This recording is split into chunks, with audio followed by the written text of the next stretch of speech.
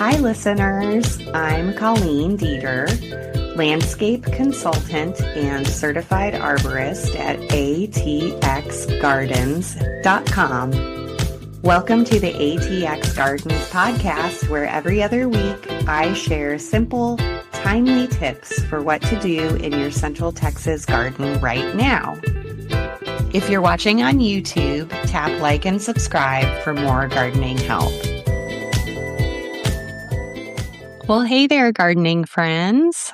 Today, we're talking about what to do in the first half of March, which is one of the busiest times for gardeners in Austin.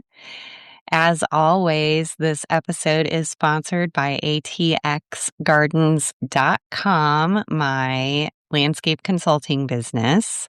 And there's a lot to talk about, so let's jump in. In general, March 1st is the last average freeze in Austin, in town. So a lot is happening in the garden as a result of that. Simply put, spring is here. And with the changing of the seasons, the gardening tasks that we undertake change as well. This time of year, it's called spring because everything happens really fast and the plants start growing, especially the weeds. So make sure you're keeping tabs on all of the cool season weeds like sticky weed, hedge parsley, rescue grass, clover burrs, grass burrs, and false dandelions. And at this time of year, you might also see warm season weeds starting to grow, like Bermuda grass and Johnson grass, because the weather has been really warm lately. Those warm season weeds are starting to get a head start. So make sure you've got a hoe, digging forks, the Fiskars uproot weeder, and your Japanese handy weeders to stay on top of all of them. They're much easier to remove when they're small. So now they're starting to become more and more visible. So start looking for those weeds and see the show notes for links to all of those tools that you can use for removing weeds. You know, something I tell my customers all the time is that it's important to learn to identify the plants in your yard rather than thinking that everything that you didn't plant is a weed. Getting to know those little volunteer plants can be really helpful because they might not actually be weeds. There are a lot of native beneficial plants that you'd be better off getting to know and keeping them rather than wasting time removing them, like our native horse herb, sedges, and dichondra. So get to know the plants that are sprouting up in your yard and decide if those really are truly a weed to you or not. You get to decide what's a weed and what isn't. For example, at my house, I keep dandelions, true dandelions. I really like them a lot. I eat them. I love the flowers, but there are dandelion lookalikes, like a plant called false dandelion that I don't like, that I remove because it's not edible and it's kind of ugly. So you get to decide which ones you want to keep, but there's not enough hours in the day to pull every plant that volunteers in your yard. So get to know which ones you might want to keep. If you've been keeping plants indoors or in a greenhouse all winter to protect them from freezes, now's the time to start making plans and watching the forecast. If the long-range forecast looks okay to you and there's no freezing weather in the forecast, you can start bringing your plants outside. It's important to remember that March 1st is the last average frost in town in Austin. It's not the latest possible frost that we could have, and we often get freezes well into March. So just be aware, you may want to wait a little bit longer in case there's another freeze, but it's becoming less and less likely every day after March 1st that there'll be another freeze. And if it's really hot, if you have a greenhouse and it's getting really hot in the greenhouse, it may be time to bring those plants out. Now, as of this recording, which is recorded a, a week or a few days before it's actually released, we have not had much rain, and there isn't much rain in the forecast. So don't forget to water any pots that you have. They're going to need water now that the temperatures are getting warmer. The sun is at a higher angle in the sky. The sun's going to start becoming more intense. So you're going to need to water your pots a little bit more often. And any plants that you've planted in the last year that are still getting established, they're going to start needing more water now too.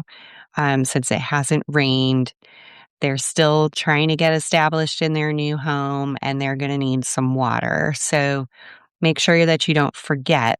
That's key at this time of year. Now, moving on to the woody plants, the trees and shrubs, what's going on with them in the first 2 weeks of March? So, you may have noticed that a lot of landscapers and gardeners cut the tops off of their crepe myrtle trees in February and March. That is an old conventional practice that's not necessary and is bad for the trees. The only time I cut the tops off of crepe myrtles is if they're rubbing on a taller and more valuable tree like an oak. Uh, and sometimes removing the crepe myrtle is the only option for preventing it from rubbing on its neighbors. And if you'd rather not remove the crepe myrtle and it's rubbing on a more valuable tree like an oak and it's creating open wounds on both trees, that's a real problem. And if you don't want to completely remove a crepe myrtle where you have that problem, then in that case, you can cut the top off of it. But that's really the last resort. A lot of landscapers call that crepe murder, and it's a funny pun, and it is, really bad for the trees, so try to avoid doing that. It's a really good time now to plant Mediterranean trees like figs, pomegranates, and bay laurels. You can also plant tropical shrubs and trees like loquats and bougainvilleas. South Texas native trees like anacawas and Mexican olives are really good planted at this time of year too. Now, I feel that it's getting a little too late to plant other woody plants like shade trees like oaks and pecans and other woody plants like roses and hollies. If you don't already have those types of plants in hand, do not acquire more of them. If possible, wait until September for planting things like oaks, pecans, roses, and hollies. If you already have them, someone's given them to you, or you've purchased them, get them in the ground now as soon as possible. They definitely need to be planted by April 1st. That way they can start to try to get established before it gets really hot outside. Do not prune any trees right now. Do not prune your oak trees in particular because it is oak wilt season now, and pruning oak trees now can spread oak wilt. So avoid pruning now, wait until summer. And really, it's not a good time to prune any trees. It's really hard on them right now to be trimmed in the spring when they're growing new leaves. Wait until summer to do any tree pruning unless you have a branch that's dangerous, it's broken, it's going to fall off, or maybe you keep walking into it, it's blocking a walkway or something like that. Wait until summer to do all your other tree pruning. Now is a good time to trim evergreen shrubs like Burford hollies, Texas sage, dwarf yaupons, boxwoods, abelias, those types of things. Many of my customers ask me about shrubs that they have planted in front of windows. It's a really common problem that hedges and shrubs that are planted in front of windows grow up to be too tall. And you need to reduce their height so that they don't look overgrown and block the windows. So I recommend trimming them really hard right now. That way, they'll grow right back in the next few weeks in the spring. They'll grow back into that spot. So keep in mind when you trim them, if you're trying to control their height, you need to take them down even lower than the point where you want them to grow to. Okay, because you're going to trim them and then they're going to grow right back. So if you want them to grow to the windowsill and be that height, you need to take them even lower than the windowsill so they will grow up to that height. So sometimes you can look at the stems and you can tell how much growth the shrub had last year. If you look at the twigs and the end of the twig, you can sometimes see where the twig is skinnier than the branch that it's growing off of. And that can give you some idea of how much the shrub grew last year if you didn't trim it. If you trimmed it, then you can't tell. But if you didn't trim it at all last year, you can kind of tell how much new growth there was last year by looking at the twigs. And then you can cut the shrubs down lower than that amount, right? So let's say the shrub grew 6 inches in height last year.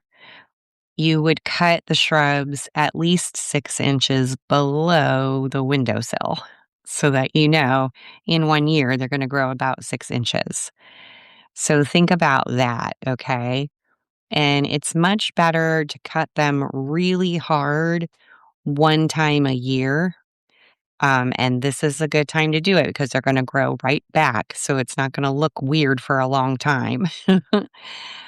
Cut them really hard at this time of year one time rather than shearing them over and over and over again to keep them short. It's better for the health of the plant.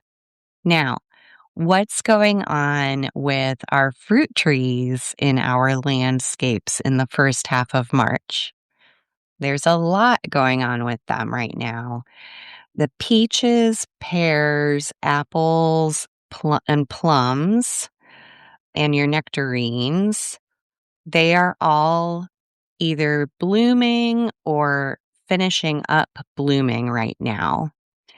And when about 75% of the petals have fallen off of the tree, it's time to start looking for baby fruits, and it's time to spray with an organic insecticide like Takedown Garden Spray, which is pyrethrin and oil mixed together.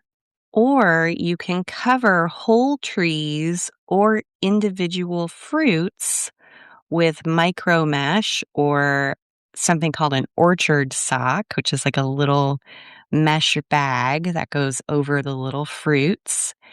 And you can do either one. Either you can spray or you can cover. And that helps prevent maggots and like plum curculios from infesting your apples, pears, peaches, plums. So all those little maggots. Their eggs get laid at this time of year, so you have to do something to prevent that. It's really important if you're going to spray with an insecticide, make sure you spray in the evening when bees and other pollinators are less active to avoid killing them, because they will still be visiting the flowers while the trees are wrapping up blooming. So it's really important to get that right. I prefer covering. I use orchard socks on mine because I don't want to harm the pollinators by spraying, but it's a lot of work to cover.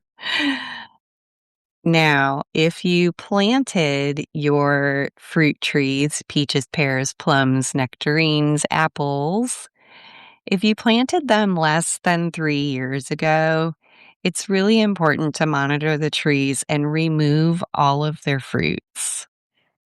If they were planted or transplanted less than 3 years ago, they need to use all of the carbohydrates that they're making to get their roots established.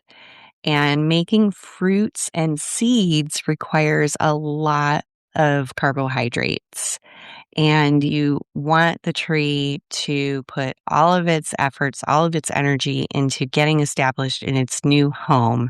So it's really important in the first 3 years to remove any tiny fruits from the tree, and it will help ensure that your tree has more fruit and is a lot healthier as it matures. I know it's a real bummer. Everyone gets sad about that, but it's really important for the health of the tree to not allow it to produce any fruit in the first 3 years after it's been planted. And then in the next episode, I'll talk more in depth about citrus trees and how to care for them in mid-March, because that's time for pruning and feeding citrus trees. March is time for grafting, around the time when Texas mountain laurels are in full bloom or right after. And I'll talk a little bit more about grafting in the next episode too. Central Texas Seed Savers has a Fruit Savers program, and we have some grafting workshops coming up, and I'll give you more information about that in future episodes. Okay, and now it's time for our mid-episode sponsor break. Hey y'all, this is Colleen from ATXGardens.com. If you want personalized help with your landscape, book a consultation and we'll walk your yard together, answer all of your questions, and create a plan for you that feels doable. Today, I worked with some new homeowners who inherited a yard from an avid gardener. It was clear that the former homeowner loved native plants and pollinators and loved gardening. The new owners don't love gardening as much, and they needed some interpretation of the yard. They weren't sure what plants were what. They couldn't tell what was a weed from a plant that was planted on purpose. And I went and I helped give them some interpretation and made the landscape more legible to them. I helped them figure out which plants they wanted to keep, which ones they could take out, and ways to improve the landscape so that it was a better fit for them. I think that with their newfound confidence after our consultation, I might make gardeners out of them yet. So if you're a new homeowner, you know someone who's a new homeowner, you can always give a consultation as a gift as well. So check out ATXGardens.com. And let's get back to the episode. So springtime is super exciting for perennials and bulbs and grasses. There's a lot to do. It's really important to finish cutting off all of the dead tops on the perennials, the tops of the plants that died in the winter. You've got to cut that dead part off on the top. Do it now if you haven't finished it yet, because now they're actively growing back. They're springing into action, and it's going to get harder and harder to remove the dead stems when the new growth is emerging. It's really important as you're trimming off the dead stems to avoid cutting the new growth as much as possible. Now's a good time to cut the tops off of ornamental grasses like inland sea oats, switchgrass, miscanthus, and Indian grass. Basically, any of the ornamental grasses that are not evergreen. Just remove the top half of the plant and leave the bottom half alone. Do not cut them lower than halfway because that can kill them.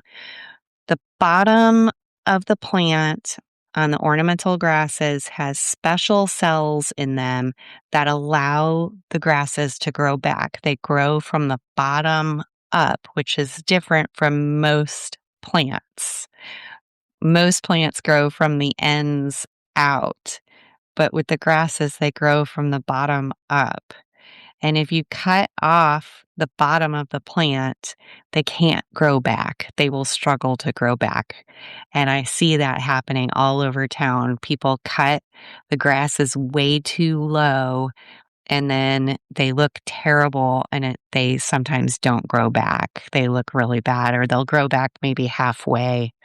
Now, we have a lot of muley grasses in our landscapes in Austin, the big muley and the Gulf muley. Those plants are more evergreen than the other grasses, and they don't do great when they're cut down. They don't recover very well compared to the other species where the whole top of the plant dies in the winter. They're mostly evergreen.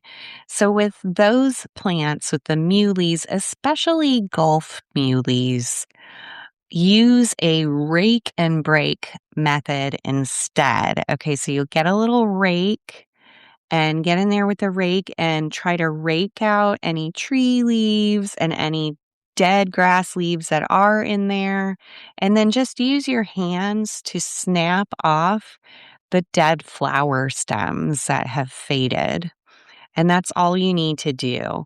I have a really good recommendation for an adjustable rake, and there will be a link to that in my show notes. I am an Amazon affiliate, and I receive commissions for anything that you purchase through one of my links. And those little adjustable rakes are so helpful, really, really handy. If any of your ornamental grasses have rotten sections in them, or sometimes they get holes in the center, there'll be like a big dead section in the middle of the plant, that means it's time to dig them up and divide them and then replant them. So you can use a border spade or a digging fork to dig them out, and there'll be links to those in the show notes. After you dig the plant out, cut vertically through the entire plant, through the top of the plant, all the way down through the root ball with an old pruning saw. And then you can replant each chunk and you can remove all that dead stuff. They'll be a lot more attractive, and it's like having new plants. Okay, like I said in the last episode, now is still a good time to cut down evergreen herbaceous plants like cast irons, monkey grasses or liriopes, sedges, bicolor irises, Asian jasmines, and holly ferns if they have cold damage or they just look kind of ratty and old. If they look good, just leave them alone. Now is a great time, maybe the best time, to plant and transplant all perennials, grasses, bulbs, cacti, succulents, and ground covers. So get to it. I know that a lot of this info is pretty confusing, so keep in mind if you need help, you can book a consultation with me at ATXGardens.com. Okay, now on to the vegetable and herb garden. This is a very busy time for the vegetable garden. Make sure if you're getting ready to plant new stuff that you add some compost to the garden, maybe add a little bit of vegetable food for your warm season veggies. Make sure you've got some mulch on hand.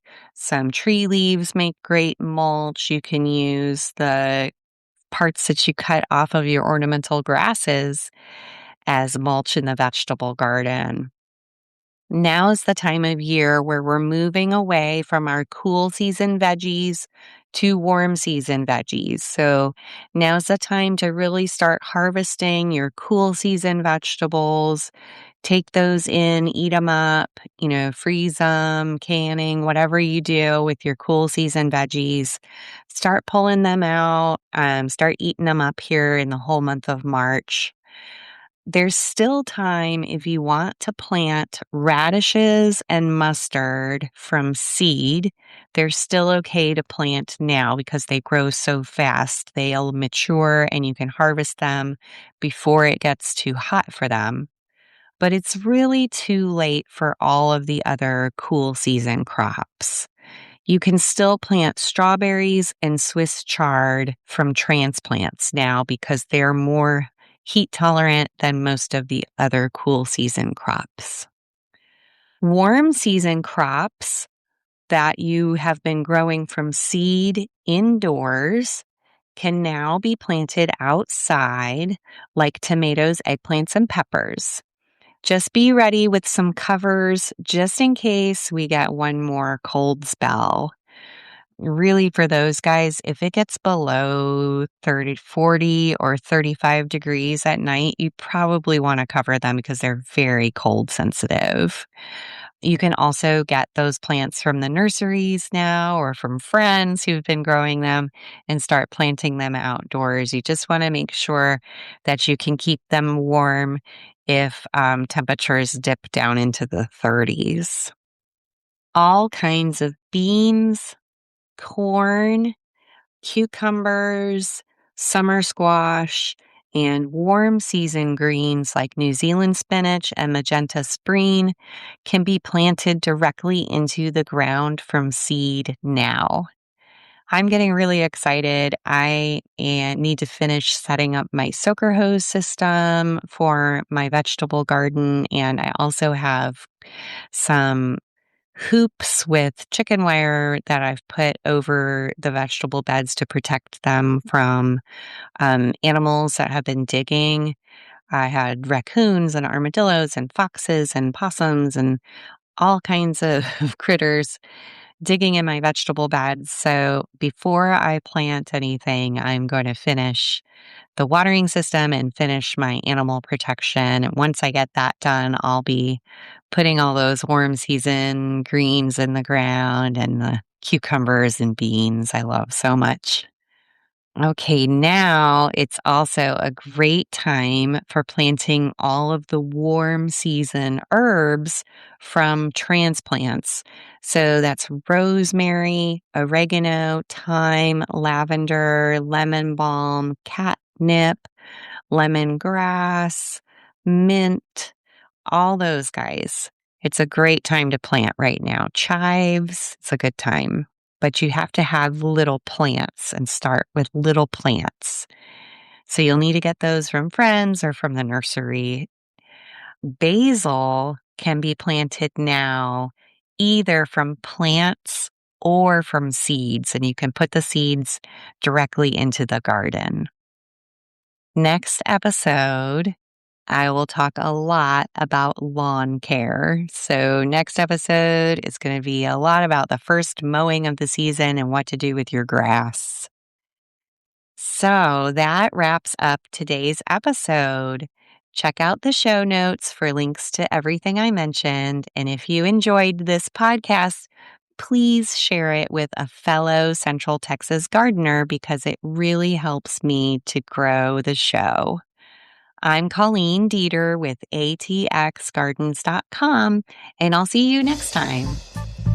Thanks for listening to the ATX Gardens Podcast. For show notes, tools, and to book a consultation with me, visit ATXGardens.com. Happy gardening! See you next time.